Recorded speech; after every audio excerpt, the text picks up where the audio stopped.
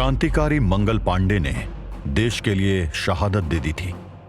कश्मीर से लेकर कन्याकुमारी तक माहौल गर्मा रहा था, लेकिन इस सब से बेखबर ड्रैकुला, अनीता और रामदास इस समय कवर्धा रियासत के राजसी किले में एक बड़ी सी टेबल के पास बैठे थे। उस टेबल पर बहुत सारे बर्तन रखे हुए थे, लेकिन उनमें क्या था ये किसी को नहीं पता था। अनीता को बहुत जोर की भूख लग रही थी, लेकिन वो महाराज के आने का इंतजार कर रही थी। हे भगवान, मुझसे तो भूख कंट्रोल ही नहीं हो रही है। जल्दी से ये महाराज जो भी है आए तो मैं खाना शुरू करूं। भूख तो मुझे भी लगी है, लेकिन तुम्हारे चक्कर में रुका हुआ हूँ, वरना अब तक। ओफो, कुछ तो कंट्रोल रखो। अच्छा ये बताओ, तुम ये इंसानों वाला खाना खाकर नहीं रह सकते हो क्या? क्या तुम नदी की रेत खा सकती हो? मतलब? इंसानों का खाना मुझे बिल्कुल नदी की रेत जैसा लगता है। I need blood. इस समय मेरी ब्लड लिस्ट बहुत स्ट्रांग नहीं है, इसलिए आई एम इन कंट्रोल। और उसे कंट्रोल में ही रखो। आई एम श्योर आगे रास्ते में तुम्हें कोई चोर डाकू जरूर मिलेगा अपनी भूख मिटाने के लिए। तभी अचानक अनीता का ध्यान रामदास की तरफ गया। वो चुपचाप बैठा हुआ एक बड़ी सी डेगची को देख रहा था, जिसमें शायद कोई शानदार पकवान रखा था। रामदास को देखो, इतनी भूख लगी है कि लग रहा है कि डेगची को ही खा जाएगा। क्यों रामदास? इससे पहले कि रामदास अनीता के सवाल का कोई जवाब देता, अचानक वहां हलचल तेज हो गई। दो नौकर दौड़ते हुए आए और उन्होंने टेबल के अंतिम सिरे पर रखी कुर्सी को खींचकर पीछे कर दिया, और तभी वहां एक हट्टे कट्टे नौजवान की एंट्री हुई। उसका पहनावा यह बताने के लिए काफी था कि वो कोई और नहीं, कवर्धा का राजा था। उसको देखते अनीता और ड्रैकुला अपनी चेयर से खड़े हो गए, लेकिन रामदास बैठा रहा। देखने में उसकी उम्र 24-25 साल की लग रही थी। उसने रेशमी वस्त्र पहने हुए थे और उसके पीछे दो बख्तरबंद सैनिक खड़े हुए थे। वो जैसे ही बैठने चला, उन दो नौकरों ने कुर्सी आगे खिसकाकर उसकी बैठने में मदद करी। अनीता को यकीन नहीं हो रहा था कि ये 24-25 साल का लड़का ही यहाँ का राजा है। उसने तो किसी अधेड़ उम्र के आदमी की उम्मीद की थी, और शायद उसकी इस बात को वो नौजवान भांफ गया था। आमतौर पर रिवाज तो यही है कि जब आप किसी राजा के मेहमान हो तो राजा के आने पर खड़े होकर उसको सम्मान देना चाहिए, लेकिन सुना है आपके इस साथी की तबीयत कुछ खराब है, इसलिए मैं इसकी इस हरकत का बुरा नहीं मानूंगा। Right miss Anita? उस युवा राजा के मुंह से इंग्लिश सुनकर अनीता थोड़ा चौंक गई, लेकिन अगले ही पल राजा ने उसकी दुविधा दूर कर दी। हाँ, मुझे इंग्लिश आती है। मेरे पिताजी ने मेरी पढ़ाई के लिए कुछ साल पहले मुझे लंदन भेजा था। मुझे वापस आए बस कुछ ही महीने हुए हैं, इसलिए don't be surprise miss Anita. Anita थोड़ी रिलैक्स्ड हो गई। तभी उसकी नजर ड्रैकुला पर पड़ी, जो बहुत ध्यान से राजा की तरफ देख रहा था, और ड्रैकुला की यह हरकत राजा से भी छुपी नहीं थी। क्या हुआ मिस्टर व्लाद, तुम मेरी तरफ ऐसे क्यों देख रहे हो? आई नो तुम्हें कुछ अजीब लग रहा है, तुम्हारी सेंस ऑफ स्मेल कुछ कहना चाह रही है शायद। होता तो जब आप 400 साल से अकेले भटक रहे हो तो शक करने की आदत पड़ जाती है। Right mister Dracula? अनीता के साथ साथ ड्रैकुला भी चौंक पड़ा। दोनों ये समझ नहीं पा रहे थे कि आखिर इस राजा को ड्रैकुला के बारे में कैसे पता है, और उनके इस सवाल का जवाब राजा ने ही दे दिया। आई नो तुम दोनों यही सोच रहे हो ना कि आखिर मुझे ड्रैकुला के बारे में कैसे पता।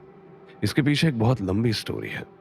शॉर्ट में कहूं तो जिस डाकू को तुम मार नहीं पाए थे वो हमारे सैनिकों के हत्थे चढ़ गया, और उसने जो हुलिया बताया उसके बारे में मैंने लंदन में बहुत सुना था। तुम वहां एक अर्बन लेजेंड हो काउंट, और लोग तुम्हें सिर्फ एक कहानी मानते हैं, पर जिस बैकग्राउंड से मैं आता हूं उसके आगे तुम्हारी स्टोरी पर विश्वास ना करने का सवाल ही नहीं उठता है। ड्रैकुला को खतरे का अंदाजा हो रहा था। उसके दांत राजा के खून पीने के लिए चमक रहे थे, लेकिन तभी राजा ने कुछ ऐसा कहा कि ड्रैकुला शांत हो गया। अपनी ब्लड लस्ट पर कंट्रोल रखो काउंट, क्योंकि यहां तुम्हारा दुश्मन मैं नहीं हूं। मुझे तो तुम्हारी हेल्प चाहिए। कैसी हेल्प? बताता हूं पर पहले मिस अनीता से कुछ बात कर ली जाए। तो मिस अनीता, देखने में तो आप एक नॉर्मल इंसान हैं, लेकिन आपके चारों तरफ एक अजीब सा ऑरा है, डेथ का ऑरा। मौत आपके आसपास ही है, शायद आपके साथ चल रही है। क्यों काउंट? सही कहा ना? व्लाद, डेथ का दूसरा नाम है मिस्टर किंग। मेरा नाम नागनाथ सिंह है, लेकिन मैं काउंट की बात नहीं कर रहा हूं।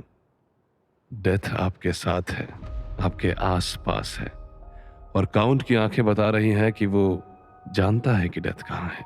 अनीता कुछ समझ पाती कि तभी रामदास का शरीर आगे पीछे डोलने लगा। अनीता ने देखा कि उसके मुंह से झाग निकल रहा था। अनीता घबराकर उठने लगी, तभी राजा ने उसको रोक दिया। केयरफुल मिस अनीता, अगर आप इसके पास भी गई तो आप बहुत बड़े खतरे में पड़ जाएंगी। मुझे पता है कि इसको शांत कैसे करना है। राजा ने एक चुटकी बजाई और एक नौकर ने आकर रामदास के आगे रखी डेगची का ढक्कन हटा दिया, और उसमें रखा हुआ आइटम देखते ही अनीता अंदर तक दहल गई। वो उसी डाकू का सर था जो उन लोगों से बचकर भाग निकला था। रामदास तुरंत उस सर पर झपट पड़ा और उसे नोच नोच कर खाने लगा। अनीता को अपनी आंखों पर यकीन नहीं हो रहा था। रामदास एक मुर्दे का सर खा रहा था, बिल्कुल किसी पागल जानवर की तरह। कहते हैं वेताल का कांटा वेताल बन जाता है, लेकिन ये वेताल से भी बढ़कर है। ये क्या है, कैसे बना, मैं नहीं जानता, लेकिन काउंट की आंखें बता रही है कि उसको पता है इसका ओरिजिन। Right count? अनीता को कुछ भी समझ नहीं आ रहा था। वो पागलों की तरह कभी रामदास की तरफ देखती तो कभी व्लाद की तरफ और कभी राजा की तरफ। ये रामदास को क्या हुआ है? रामदास, रामदास! शोर मत करिए अनीता जी, वेताल को खाते समय डिस्टर्ब नहीं करते। बाकी मुझे लगता है कि आपके सवाल का जवाब काउंट ही दे पाएंगे। जवाब दो व्लाद, क्या हुआ है रामदास को? मुझे पहले से ही शक हो रहा था। मेरी आंखों के आगे उसका खून पिया था तुमने, लेकिन उसको जिंदा देखकर मैं सब कुछ भूल गई। पर उसका बिहेवियर तब से कुछ अजीब था।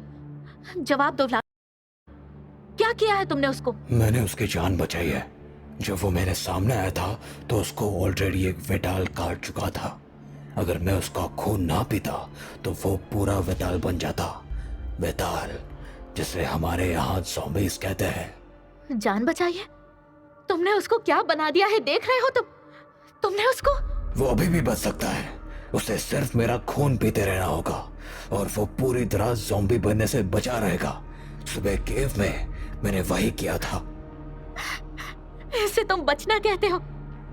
मेरा भाई मुर्दे का मांस खा रहा है। इससे अच्छा तो वो मर जाता। साइलेंस! राजा की जोरदार आवाज वहां गूंज उठी और उसकी आवाज के साथ ही रामदास भी रुक गया। वो अब अनीता को देख रहा था। उसकी आंखों ने अगला शिकार ढूंढ लिया था, लेकिन इससे पहले कि वो आगे बढ़ता एक जोरदार बिजली चमकी और व्लाद ने अपना हाथ भूखे रामदास के आगे कर दिया। अगले ही पल रामदास उसका खून पी रहा था, और जैसे जैसे वो खून पी रहा था वो नॉर्मल होते जा रहा था। ये देखकर राजा हंसने लगा। वाह, क्या नजारा है! I must say miss Anita कि आप तीनों की टोली बहुत अजीब है। एक इंसान, एक हैवान और एक हाइब्रिड, जो वेताल भी है, वैम्पायर भी है और इंसान भी। एनीवे, अब जब आपका ये फैमिली ड्रामा शांत हो गया है तो मैं थोड़ी काम की बात करना चाहूंगा। उससे पहले मैं तेरा खून पी जाऊंगा। पी लो, तुम्हें कौन रोक पाएगा। लेकिन लगता है इस हॉल में तुम्हारी सेंस ऑफ स्मेल सही से काम नहीं कर रही है, क्योंकि अगर करती तो तुम्हें समझ में आता कि मेरा खून पीकर तुम सिर्फ एक अनएंडिंग टॉर्चर को इनवाइट करोगे। ये बोलते हुए नागनाथ ने टेबल पर रखा एक नाइफ उठाया और अपनी कलाई पर एक हल्का सा कट लगाया। आई होप अब तुम्हें समझ आएगा। ड्रैकुला को एक अलग सी स्मेल का एहसास हुआ, एक ऐसी स्मेल जिसने उसकी एक पुरानी मेमोरी को जगा दिया। ग्लाइकॉन। फाइनली तुम मुझे पहचान गए। क्या अभी भी मेरा खून पीने का रिस्क लेना चाहोगे? ड्रैकुला ने कोई जवाब नहीं दिया। उधर अनीता को कुछ समझ नहीं आ रहा था कि आखिर वहां चल क्या रहा था। क्या कोई मुझे बताएगा कि ये ग्लाइकॉन क्या है? चल क्या रहा है यहाँ? और क्या चाहते हो तुम? काउंट की दुनिया में लोग हमें ग्लाइकॉन नाम से जानते हैं, और यहाँ जहां हमारा जन्म हुआ था वहां हमें बुलाते हैं नाग, इच्छाधारी नाग। यही है हम नागवंशियों की सच्चाई। इतना कहते ही राजा ने जोर से ताली बजाई और कमरे में मौजूद उसके सभी नौकरों के साथ उसका भी रूप बदल गया। उनके पैरों की जगह अब एक लंबी दुम ने ले ली थी। अनीता को अपनी आंखों पर यकीन नहीं हो रहा था।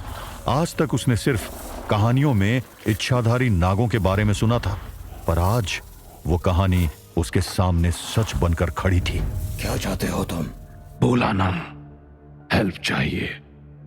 एक ऐसी ताकत को हटाने की जिसे सिर्फ तुम हटा सकते हो। तुझे हरा दो और मैं तुम्हें वो दूंगा जिसकी इस समय तुम्हारे साथी को सबसे ज्यादा जरूरत है। क्यों मिस अनीता, रामदास को ठीक करना चाहती हो या नहीं? क्या रामदास ठीक हो सकता है? बिल्कुल हो सकता है। हम नागों के पास मेडिसिनल प्लांट्स की बहुत बड़ी लाइब्रेरी है। हम इसके अंदर के फेताल को मार सकते हैं, लेकिन वैम्पायरिज्म का इलाज नहीं हो पाएगा। स्टिल मैं जानता हूं कि आप अपने भाई को मुर्दा खाते देखना नहीं चाहेंगे। ड्रैकुला ने अनीता की तरफ देखा। उसकी आंखों में उसे आंसू साफ दिखाई दे रहे थे और उसके अंदर के दरिंदे पर इंसान हावी हो गया। क्या करना होगा मुझे? सिर्फ उसको मारना है, और मुझे पता है कि तुम्हें उसे मारने में बहुत मजा आएगा। पुरानी जान पहचान जो है काउंट। किसकी बात कर रहे हो? पलौर।